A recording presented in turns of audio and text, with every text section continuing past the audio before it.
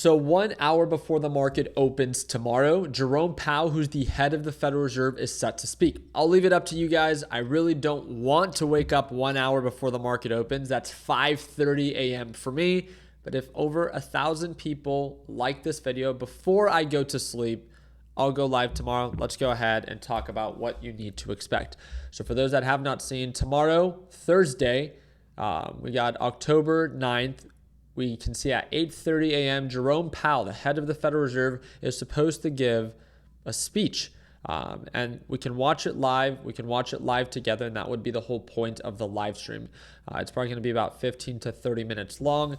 If you want me to host that live stream, just get this video to over 1,000 likes, and do not forget to subscribe to the channel.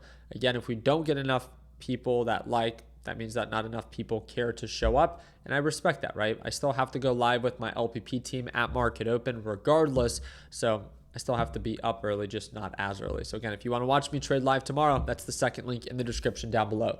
But with that being said, again, just wanted to make sure that you were clearly aware of 1 hour before the market opens, Jerome Powell has a live speech.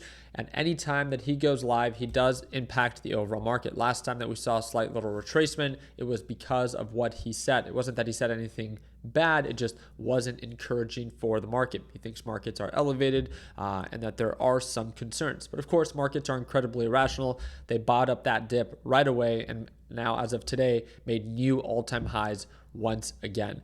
Now, the thing that I also quickly want to share is the Fed minutes were shared today.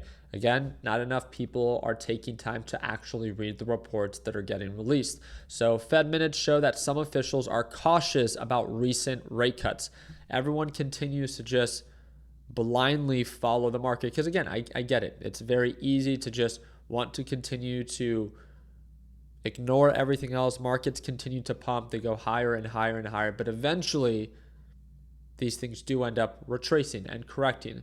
And are there some red flags? I don't even want to say that there was any negative news during the Fed minutes that were shared, but all that if you're actually invested or trading in this market, it's useful to understand the sentiment from the Federal Reserve. And that's what the Fed minutes give us, right? They pretty much give us a synopsis of, the last and most recent FOMC rate decision. So a few Federal Reserve officials saw a case in keeping interest rates on hold last month, according to the minutes from the central bank's policy meeting released on Wednesday. That was today. Why it matters. It shows a larger division among Fed officials than previously known at the most recent policy meeting, which concluded with the first rate cut of 2025, or nearly a year.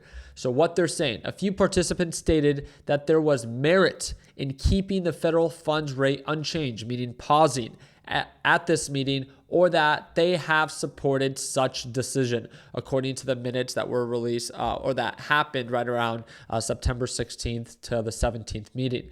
Still, the minutes show that almost all Fed officials supported the rate cut. Meanwhile, most said that it would likely be appropriate for further rate cuts over the remainder of the year. That is also encouraging for those that are asking the question, hey, are there more rate cuts that are actually going to be expected in 2025? It seems like, again, coming from the source itself, not the idiots that you follow on x.com that are always just telling you more rate cuts are coming, we're about to scout. No. These are from the people that are voting, the actual Fed officials, if there's going to be rate cuts or continuing to pause.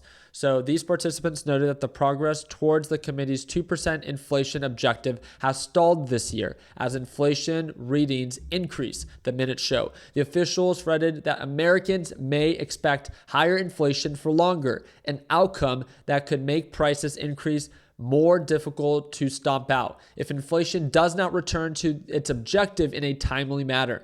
The Fed minutes also showed a few officials said that the progress of bringing inflation down has stalled, and even excluding the effects of this year's tariff increases. So pretty much what it sounds like to me is, hey, inflation is already getting out of control. Let's try to put out the fire when it comes down to the slowdown in the labor market. So by that, we cut rates. Inflation is already beginning to rise, and it doesn't seem like we're really going to get much control in that because, again, inflation is somewhat known as a lagging indicator. It takes time to actually increase over time, which is the concern. because if inflation is already rising and the Federal Reserve begins to cut rates more for longer, then at that point, cutting rates is inflationary. So therefore, it will most likely just act as a positive catalyst to drive inflation even higher. Will this be full circle of what we saw in 2020 to 2021 when we hit inflation highs of 9.1%? I don't know. But obviously, it's not going to be in the Fed's, goal or target or close to its target of that 2% inflation objective. But it doesn't matter. It's our reality right now. And it seems like markets don't really care, right? They just want lower rates. They want AI and they want alternative energy. It seems like that's all that Wall Street cares about.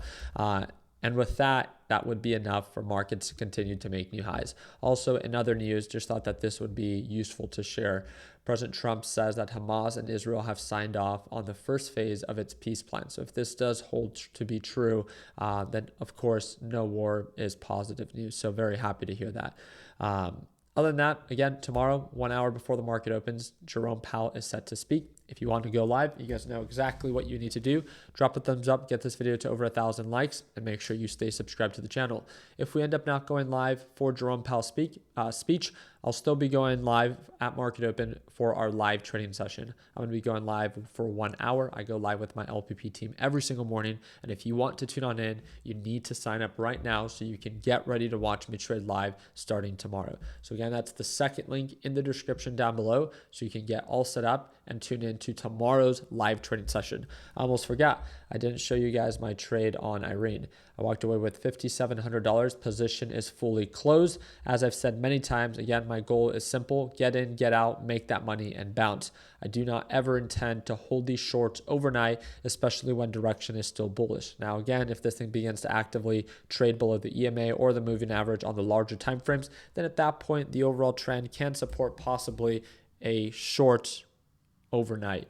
But until then, markets are bullish, they're rational, they're pushing higher. I need to respect the trend. So get in, get out, make that money, and bounce. I appreciate you guys' time. I hope that a thumbs up. Please consider subscribing. And like always, let's make sure that we end the year on a green note. Take care, team.